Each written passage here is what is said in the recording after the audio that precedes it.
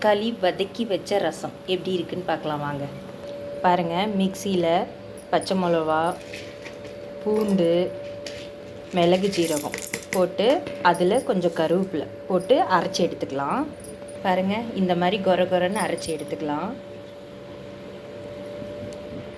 வானலில் கல்லெண்ணெய் தான் ஃப்ரெண்ட்ஸ், நான் அதிகம் கல்லெண்ணெய் தான் யூஸ் பண்ணுவேன். புளிக்குழம்புக்கு தான் நான் நல்லெண்ணெய்லாம் யூஸ் பண்ணுவேன். இங்கே பாருங்கள், தாளிப்புக்கு, ரசம் தாளிப்புக்கு கடுகு, வரமிளகா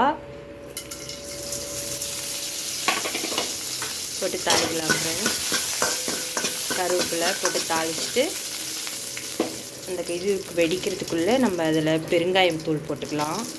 அடுத்தது நம்ம அரைச்சி வச்சுருக்கோம் இல்லைங்களா, அந்த விழுதையும் போட்டுக்கலாம். போட்டு சீக்கிரம் வணங்கிங்க, தீஞ்சிரும்.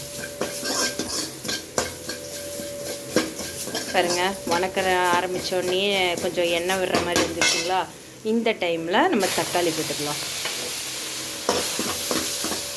தக்காளி எண்ணெய் பிரியிற அளவு நல்லா வணக்கணும். தக்காளி வணங்கிறதுக்கு மஞ்சத்தூளும் உப்பும் போடலாம். ரசத்துக்கு தேவையான உப்பு, மஞ்சத்தூள் கொஞ்சமாக போட்டால் போதும். தக்காளி இப்போ நல்லா வணக்கிட்டோம்.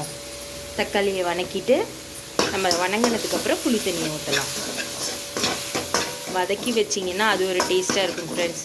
எனக்கு 2 அக்கா, சின்ன அக்கா ஊர் ஆட்டையம்பட்டி, சேலம். நான் சேலம் பக்கத்தில் அக்கா இருக்கா ஆட்டையம்பட்டியில். அங்கே அவங்க ஊரில் அக்கா, எங்கள் அக்கா சின்ன அக்கா செய்கிறது டிஃப்ரெண்ட்டாக செய்வா.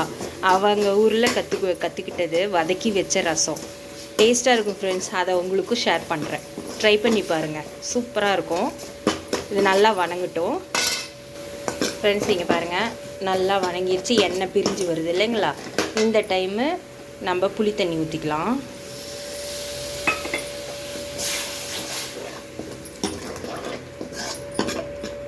புளி தண்ணி ஊற்றிட்டு நம்ம மிக்ஸி அரைச்சி வச்சோம் இல்லைங்களா, அதுலேயே தண்ணி ஊற்றி நம்ம கலந்து அந்த தண்ணியும் ஊற்றிக்கலாம். ஊற்றிட்டு உப்பு பாருங்கள், உப்பு பார்த்து கரெக்டாக இருக்குதுன்னா அவ்வளோதான் ஃப்ரெண்ட்ஸ். ஒரு கொதி வந்தோன்னே இறக்கி மல்லி இலை போட்டோம்னா முடிஞ்சுது.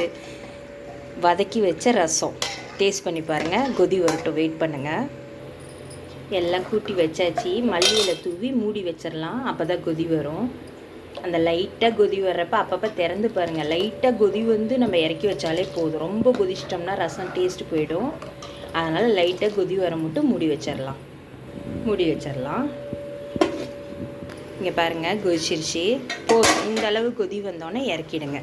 ரசம் ரெடி. தக்காளி வணக்கி வச்ச ரசம் எப்படி இருக்குன்னு டேஸ்ட் பண்ணிட்டு சொல்லுங்கள். ஃபாலோ பண்ணுங்கள், லைக் பண்ணுங்கள். Bye friends.